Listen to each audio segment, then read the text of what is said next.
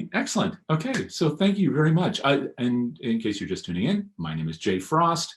I'm the host of the Mastermind series presented by DonorSearch. And the reason I do that is because I have a chance to talk with people like Amy Eisenstein. So Amy, thank you for being here. I'm happy to be here. Thank you so much for having me. Well, it's a pleasure to talk with you again and to see you. You've done flash classes for DonorSearch in the past, in addition to the many, many different kinds of training and consulting you provide to the whole field. And the reason that we wanted to have a chance to chat with you right now is because you're doing a session. It's called Power and Pitfalls of Fundraising Feasibility Studies. That's on March 10th at 1 p.m. Eastern Time. And we thought we'd give people a little window on that now. So before I dive into other things I'd love to talk with you about, do you mind giving a quick thumbnail sketch about what you'll be talking about? Oh, absolutely. So when I do this flash class for you guys, I will be wearing my hat as CEO and co-founder of the Capital Campaign Toolkit. And we will be talking about feasibility studies and the power and the pitfalls of feasibility studies.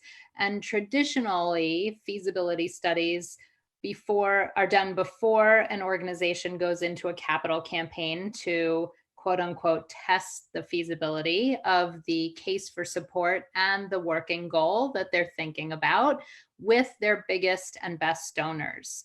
And traditionally, what happens is that an outside consultant comes in to do these donor interviews. Sure. And I think that there's some pros and cons to having an outsider come in and talk with your biggest and best donors. And we're going to be reviewing the pros and the cons of doing a feasibility study this way and exploring some alternatives of where nonprofit leaders themselves go and have those conversations with their biggest and best donors as an opportunity to build those relationships before a campaign. What led you to start talking about that subject? I know that feasibility studies have become, I don't know if controversial is the right word, but there's a lot more discussion about whether or not there's a value, as you're alluding to, and having an outsider come in and do all these things. What led you to try to bring some discipline to that discussion and really help people to feel empowered to do what they need to do to be successful in a campaign? Yeah, honestly, it's because I think we've found a better way.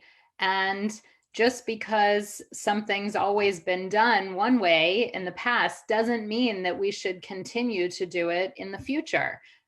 We all know that some of the pitfalls of traditional feasibility studies are that they're really, really expensive.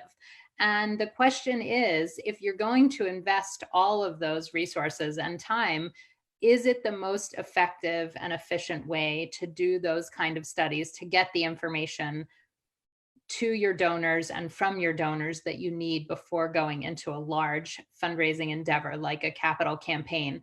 And the reality is we think that in many cases, and it doesn't work for every organization, and we'll talk about who would be eligible for something like this or who it would work well for, I should say, and what organizations should and shouldn't consider doing their own feasibility studies, or at least having those conversations between the organization's leaders and their donors. So we'll get into the details when we do the full flash class next week.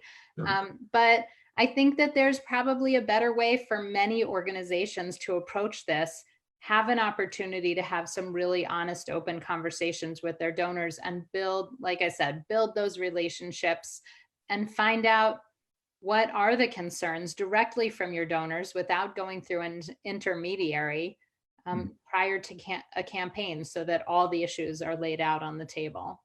Now, I know you're going to, as you said, talk about this in detail with respect to the feasibility studies, and I'm sure answer a lot of questions. I'm encouraging people to ask questions in these sessions, because not just because I'll have a chance to talk with you about it, but also because there is a lot of pushback both directions on the value of having an outsider. And I'm sure you'll talk about the pros and cons of all of that. But what about in the rest of kind of your portfolio of work? You work with a lot of organizations, advise and speak to them. Do you see that same kind of drive to, and I'm using the word empower, I'm sure you use a better word, to give the tools to organizations to do things like feasibility studies, but throughout the range of activity? Do you feel that also in all these other places where they need that kind of toolkit approach so they can do their work better, more effectively, and more with greater authority? Yeah, absolutely. I think we're living in a day and age where the workplace is shifting due to the availability of and access to so much information online. Also, the workplace is changing thanks to technology, whether we like it or not.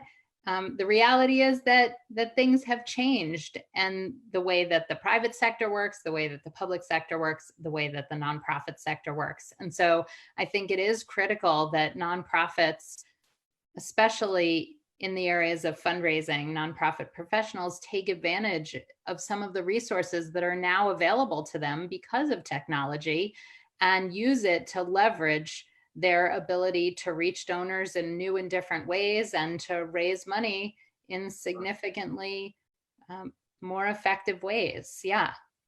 I have to ask you, we're talking virtually, and I'm not sure we would have done this, certainly not 10 years ago, but maybe even not a couple years ago in many cases.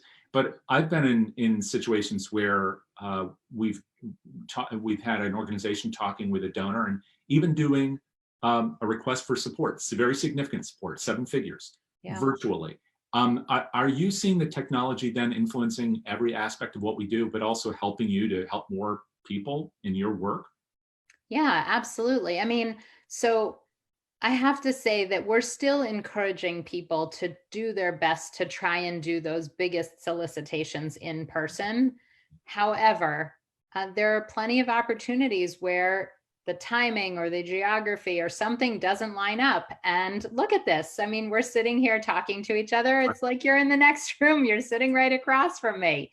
And so we would argue at the toolkit that taking advantage of virtual meetings like on Zoom, and there are many platforms that do it, gives you an opportunity to have volunteers and donors participate on your campaign committees and campaign cabinets where they wouldn't necessarily participate if they had to show up.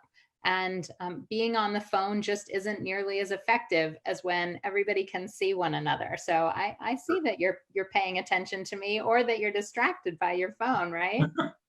Absolutely. Yeah, it's funny when you talk about this because we've all experienced this where we are with people or we're viewing other people in close proximity. They know one another. They're both looking at their phones. So even when we're in close proximity, it doesn't mean there's necessarily a connection happening. But I would like to think that we're having a pretty good conversation right here, and we are miles away, unless I'm actually hiding in your house in another room. But I'm not.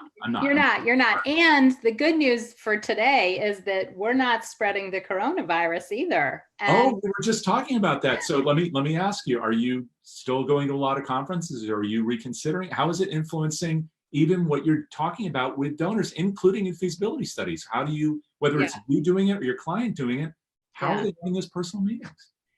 Yeah, well, we are, it's going to be a factor. Both the virus itself and what it's doing to the economy is going to be a factor in how people think about the future of campaigns. Right. And so,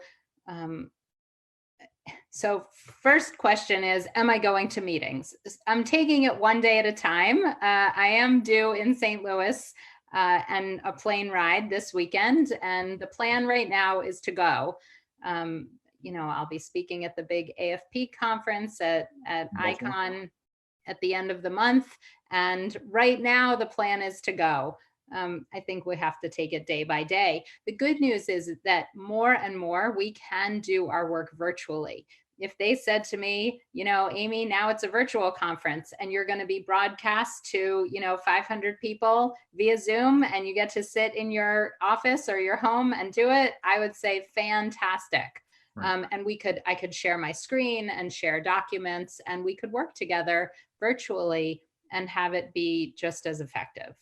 Yeah, in fact, if you were doing it virtually, then we could see all those great pictures in back of you, which we'd never see at the conference. Exactly. All my artwork, right? Yeah. I'm sorry, I have to ask you. So what is that?